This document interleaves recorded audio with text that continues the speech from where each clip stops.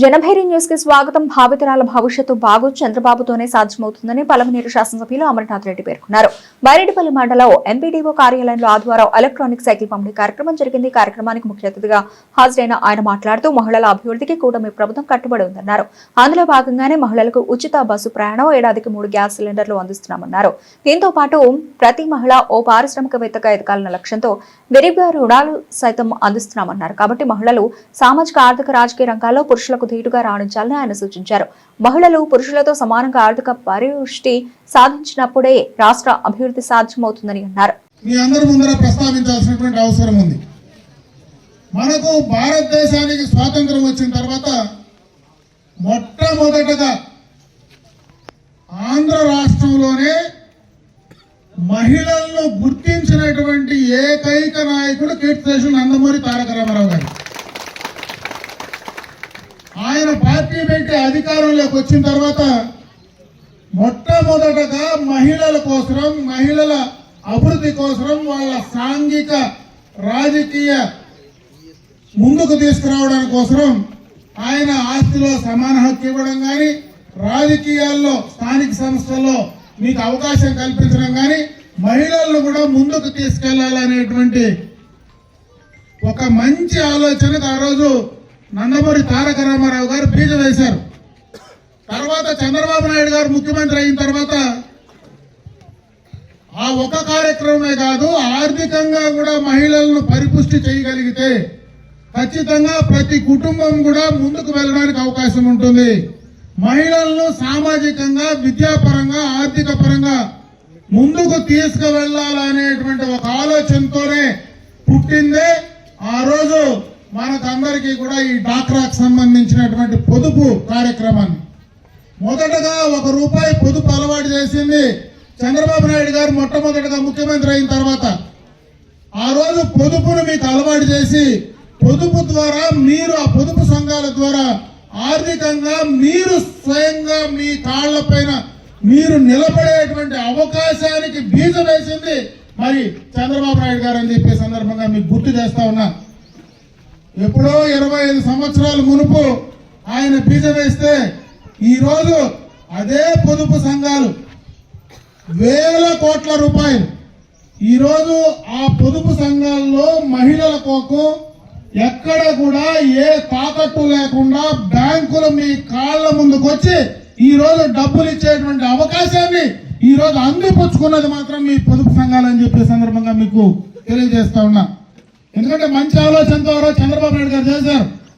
అయితే దాన్ని వాడుకున్నది, దాన్ని ఉపయోగించుకున్నది భారతదేశంలో ఒక్క ఆంధ్ర రాష్ట్రంలో ఉన్నటువంటి పొదుపు సంఘాలు, మహిళా సమాఖ్య సభ్యులే అని చెప్పి ఈ సందర్భంగా మీకు గుర్తు చేస్తా ఉన్నా.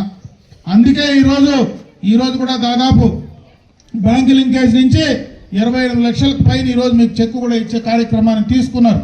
ఒక 28 లక్షలు కాదు, 28 కోట్లు కాదు, మీరు ఎంత కావాలంటే అంత ఇచ్చేటువంటి అవకాశాన్ని ఈ రోజు మీరు అందిపుచ్చుకున్నారు. దీన్ని దృష్టిలో పెట్టే ఈ రోజు చంద్రబాబు నాయుడు గారు చాలా కార్యక్రమాలు మీకోసం చేస్తా ఉన్నారు. ఎన్నికలకు ముందు ఆయన ఒక మాట చెప్పారు, మేము అధికారంలోకి వస్తానే మీకు సూపర్ 6 పథకాల్లో మహిళలకు ఇవి చేస్తామని. తల్లికి వందనం కార్యక్రమం ఆ రోజు పెట్టుంటే ఆ బిడ్డకే అవకాశం ఇచ్చేవాళ్ళు. ఈ రోజు ఎంతమంది బిడ్డలున్నా అంతమందికి తల్లికి వందనం మేము ఇంప్లిమెంట్ చేస్తామని ఎన్నికలైన తర్వాత మీ అకౌంట్ లో వేసింది ఈ కూటమి ప్రభుత్వం, చంద్రబాబు నాయుడు గారు అని చెప్పే సందర్భంగా మీకు గుర్తు చేస్తా ఉన్నారు. ఒక పెద్ద ఆలోచన చేస్తా ఉన్నారు.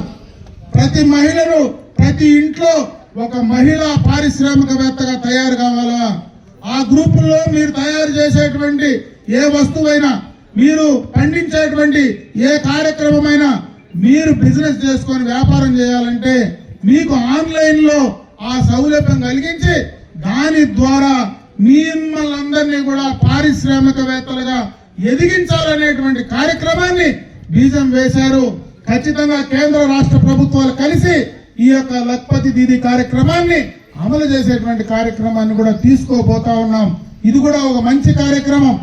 రేపు మళ్ళా మార్చిలో ఒక పెద్ద కార్యక్రమం, విద్యాలక్ష్మి, పొదుపు లక్ష్మి కార్యక్రమాన్ని కూడా శ్రీకారం చుట్టబోతా ఉన్నారు. ఇవన్నీ కూడా మహిళల కోసం, ఇవన్నీ కూడా ఈ కార్యక్రమాలన్నీ కూడా అమలు చేసే దాంట్లోనే ఈ చంద్రబాబు నాయుడు గారు ముందున్నారు.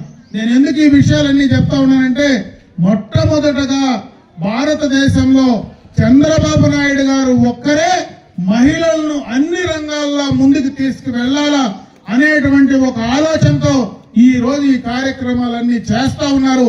వాటిని అందిపుచ్చుకొని మీరు ఇంకా ముందుకు ఎదగాలని చెప్పి నేను ఈ సందర్భంగా కూడా ఈ కార్యక్రమాలన్నీ కూడా ఉపయోగించుకొని మీరు పైకి రావాలని చెప్పి మేమందరం కూడా మనస్ఫూర్తిగా కూడా కోరుకుంటా ఉన్నాం. ఆ కార్యక్రమాలన్నీ కూడా మీరు ఉపయోగించుకోమని చెప్పి ఈ సందర్భంగా మీ అందరి దృష్టికి తెస్తా ఉన్నా. ఎందుకంటే ఈరోజు రాజకీయాల్లో చాలా మంది చాలా విషయాలు మాట్లాడొచ్చు, ఎవరైనా ఏమైనా నోటుకొస్తే ఏదైనా మాట్లాడొచ్చు. కాకపోతే ఏ ప్రభుత్వంలో ఏ కార్యక్రమాన్ని చేశారు, ఎవరు అధికారంలో ఉండగా వీటికి బీజాలు వేశారు, ఎవరు అధికారంలో ఉన్నప్పుడు ఈ యొక్క మహిళల కోసం సాధికారత కోసం ఎవరు ముందుకు పనిచేశారనేది మేము చెప్పేదానికంటే మీరు దా యొక్క లబ్ధి పొందిన వాళ్ళు ఆ కార్యక్రమాన్ని మీరు ఉపయోగించుకునే వాళ్ళు మీకు బాగా అర్థమవుతుంది కాబట్టి ఆ కార్యక్రమాన్ని తీసుకోండి అని చెప్పి సందర్భంగా మీ అందరి దృష్టికి తెస్తా ఉన్నా. ఈరోజు ఏదైతే ఈ కూటమి ప్రభుత్వం చేసేటువంటి ఈ యొక్క సంక్షేమ కార్యక్రమాలు ఉన్నాయో ఈ సంక్షేమ కార్యక్రమాలు చేయడానికి కూడా ఎన్నో ఇబ్బందులు ఉన్నాయి. గత ప్రభుత్వం చేసినటువంటి ఆర్థిక విధ్వంసాలు ఉన్నాయి. గత ప్రభుత్వం చేసినటువంటి తప్పుల వల్ల ఈ రాష్ట్రం పూర్తిగా కూడా ఆర్థిక పరంగా నష్టపోతే దాన్ని తిరిగి గాడిన పెట్టి మళ్ళా ఆ కార్యక్రమాలను ముందుకు కొనసాగించుకుంటా పోయేటువంటి ఈ ప్రభుత్వం ఖచ్చితంగా ఒక పద్ధతి ప్రకారం రాబోయే కాలంలో ఇంకా ముందుకు తీసుకెళ్ళడానికి ఒక పక్క ఏదైతే మహిళా సాధికారత కావచ్చు, ఈరోజు సంక్షేమ కార్యక్రమాలు కావచ్చు, అభివృద్ధి కార్యక్రమాలు కావచ్చు, ఇవన్నీ సక్రమంగా జరగాలంటే ఈ రాష్ట్రానికి ఒక స్థిరమైనటువంటి నాయకత్వం ఉండాలా. ఎందుకంటే 14-19న చంద్రబాబు నాయుడు గారు ఏ కార్యక్రమాలు చేశాడో 19-24 మధ్యలో ఉన్నటువంటి ప్రభుత్వం అప్పటి ముఖ్యమంత్రి జగన్మోహన్ రెడ్డి గారు చేసినటువంటి తప్పుడు విధానాల వల్ల ఆ విధ్వంసం వల్ల రాష్ట్రం పూర్తిగా కూడా నాశనం అయిపోయేటువంటి పరిస్థితి ఉంది. రాష్ట్రం అంటేనే భయపడి పారిపోయేటువంటి పరిస్థితి పెట్టుబడిదారులకు పారిశ్రామికవేత్తలకు ఉంది. అందుకే ఆ యొక్క 5 సంవత్సరాలు ఎన్ని ఇబ్బందులు పడ్డామో అందరికీ కూడా తెలుసు. ఆ ఇబ్బందులు పడ్డారు కాబట్టే ప్రజలు ఈ రోజు ఈ రాష్ట్రంలో ఇన్ని సీట్లు ఈ కూటమి ప్రభుత్వానికి ఇచ్చి గెలిపించినారంటే మీరు పడినటువంటి కష్టాలు ఇబ్బందుల వల్లనే ఆ ప్రభుత్వం వద్దు, ఈ కూటమి ప్రభుత్వం ఉంటేనే మనకు న్యాయం జరుగుతుందనేటువంటి నమ్మకంతోనే ఈ రోజు 164 సీట్లతో మీరు గెలిపించినటువంటి సందర్భాన్ని ఒకసారి గుర్తు చేస్తా ఉన్నా. మళ్ళీ చంద్రబాబు నాయుడు గారు లాంటి నాయకత్వం కలిగినటువంటి వ్యక్తి ఈ రాష్ట్రానికి ఇంకా కొంతకాలం అధికారంలో ఉంటే ఇంకా సంక్షేమ కార్యక్రమాలు అభివృద్ధి కార్యక్రమాలు చేయడానికి అవకాశాలు ఉంటాయి. అందుకే నేను మిమ్మల్ని కోరుకుంటున్నా, చంద్రబాబు నాయుడు లాంటి అనుభవం ఉండేటువంటి వ్యక్తికి ఇంకా కొంతకాలం మనము అవకాశం కల్పిస్తే ఖచ్చితంగా ఈ కార్యక్రమాలన్నీ కూడా మళ్ళీ గత ఏదైతే 19-24 మధ్యలో జరిగినటువంటి విధ్వంసం జరగకుండా కాపాడుకోవడానికి అవకాశాలు ఉంటాయి. కాబట్టి చంద్రబాబు నాయుడు గారిని ఆశీర్వదించమని చెప్పి నేను ఈ సందర్భంగా మిమ్మల్ని అందరినీ కూడా కోరుకుంటూ, అది ఆయన రాజకీయాల కోసం కాకపోయినా మన భవిష్యత్తు కోసం, మన భావితరాల కోసం ఆయన నాయకత్వం ఈ రాష్ట్రానికి అవసరం. అందుకే మిమ్మల్ని అందరినీ కూడా ఆశీర్వదించమని చెప్పి నేను కోరుకుంటూ, ఈ రోజు ఈ కార్యక్రమాలన్నీ కూడా పూర్తిగా కూడా ఉపయోగించుకోమని మిమ్మల్ని మనస్ఫూర్తిగా కోరుకుంటూ, ఈ రోజు స్వచ్ఛరథం కార్యక్రమం కూడా మరి కొంత చోట్ల కూడా ఇక్కడ ఓపెన్ చేయబోతా ఉన్నాం. అది కూడా ఒక పెద్ద కార్యక్రమం కింద ఈ రోజు ఈ రాష్ట్ర ప్రభుత్వం ప్రతిష్టాత్మకంగా క్లీన్ అండ్ గ్రీన్ కార్యక్రమాన్ని కూడా చేస్తా ఉంది. ప్రతి ఆఖరి శనివారాన మరి ముఖ్యమంత్రి చంద్రబాబు నాయుడు గారే స్వయాన ఆ కార్యక్రమాన్ని చేపట్టేటువంటి కార్యక్రమం ఉన్నారు.